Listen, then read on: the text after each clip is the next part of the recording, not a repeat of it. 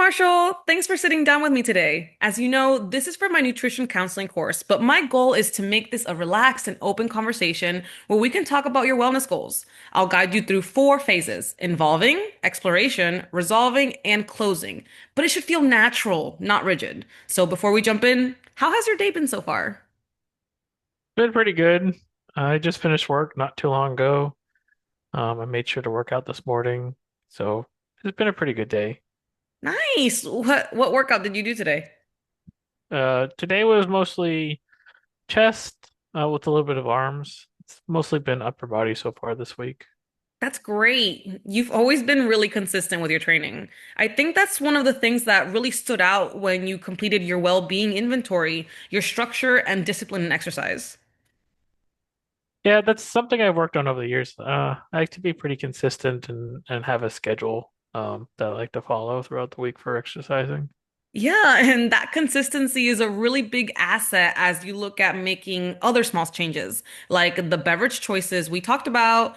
Just to recap, your wellness vision, I am a strong, focused, and energized individual who fuels my body with choices that support my strength and health.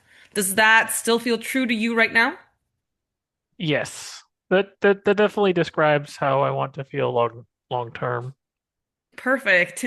So today, we'll use that vision as our starting point. We'll explore where you are now with your soda habits, what's been working, what's been challenging, and then we'll create a couple of SMART goals together to help move you forward. Does that sound okay? Yeah, that sounds great. Okay, well, let's start with where things are right now. On average, how many sodas do you think you drink in a typical day or week? Um, Probably around 1 to 2 a day. Sometimes it could be more, but mostly I've tried to cut back. I was doing three or more a day, but really it's more like one or two now. Well, that's a big improvement. What motivated you to start cutting back before we even began counseling? I would say probably I was feeling more tired in the afternoons. I started noticing that I was having sugar crashes. Um, you've also mentioned, sparkling water before as like a alternative. So I started trying to incorporate sparkling water more instead of soda. Great. So I'll take partial credit for that. When you switched over to sparkling water, what differences did you notice? I felt less bloated, um, and I didn't crave soda as much as I got used to it. Well, that's really encouraging. It sounds like your body responds positively to better hydration. What do you think makes soda still appealing sometimes? Probably habit. I've always had soda, whether it's like with lunch or dinner. I always like something sweet and caffeinated. It's kind of always been like my go-to. Right, so it's not just about the drink, it's kind of tied to moments in your routine. What's happening during those times? Are you usually feeling tired, stressed, or just looking for a little break? Usually I would say tired. It's like a mental pick me up more than anything, or like after a long day, I feel like I deserve to have a soda or something like that. Okay, okay. That's a great insight. A lot of people find their eating or drinking habits are kind of tied to energy or mood rather than actual physical hunger or thirst. What kind of situations make it hardest to skip soda? I would say lunch.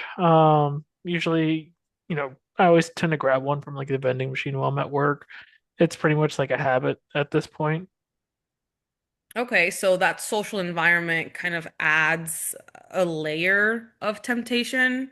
On the flip side, when are you most successful at skipping the soda? Usually, if I'm at home or if I have a healthier alternative available, like the sparkling water, typically then I won't miss the soda at that point. Okay, that's a strong pattern to recognize. Environment is a major cue. So if you could picture your ideal beverage routine, what would that kind of look like? Probably just water most of the time, and then I do like to have coffee. So I feel like having coffee in the morning if I do want caffeine. And then, not get rid of soda, maybe have it once or twice a week instead of once or twice a day. Yeah, that's a realistic vision, I think. You're not eliminating the soda completely, just making it an intentional choice rather than a daily one. Let's check in on your confidence level. On a scale of 1 to 10, how confident do you feel in your ability to make that happen? I would say an 8. Okay, that's great. What makes it an 8 instead of like, let's say, a 5 or a 6? Because I've already made progress in dropping the amount of soda that I drink, so I believe I can reduce it even more and stick to it. Yeah, well, that is one of your biggest strengths, discipline and the follow through. What do you think might drop that confidence level if things got a little difficult? Probably stress or not planning ahead, or forgetting to buy sparkling water or something like that, or traveling. It can be hectic sometimes, and so getting like fast food, pretty much always get a soda with it. So I think those kinds of situations would make it challenging. Well, that's very self-aware. Having alternatives and planning ahead definitely seems key for you. Since you're already motivated and have strong confidence, I'd say you're in the preparation to action stage of change. Let's create two SMART goals that align with your wellness vision. For your first goal, how does this sound?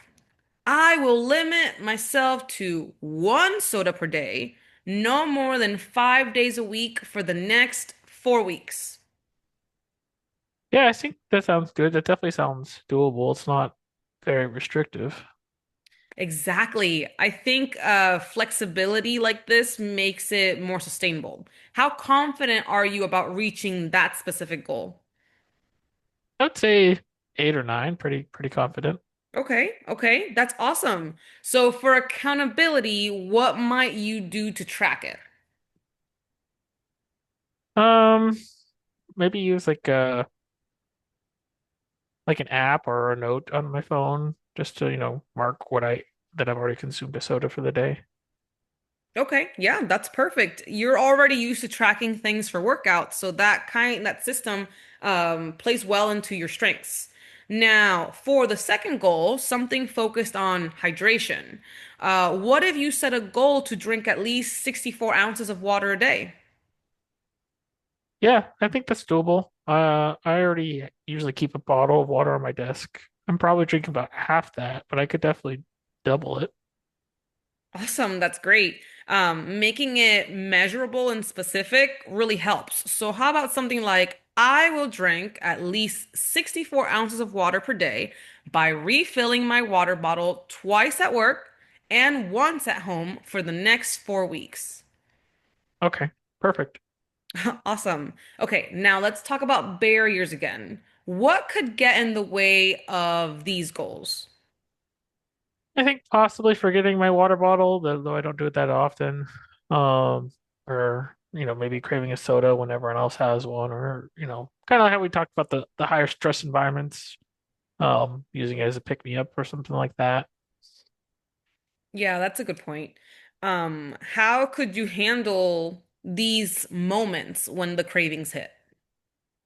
Probably using the sparkling water or seltzers, and then maybe like flavoring of the water, like an electrolyte packet, to help. I would say, reduce that craving. Oh yeah, that's a great solution. Variety without added sugar. Another strategy could be linking the new behavior to something you already do, like refilling your bottle right before lunch or before your afternoon break. Yeah, I like that idea. It makes it more automatic. Exactly. And that's how we set new habits and how to make them stick, pairing them with existing routines. Now, let's imagine a month from now. If you've successfully met both goals, how would that feel?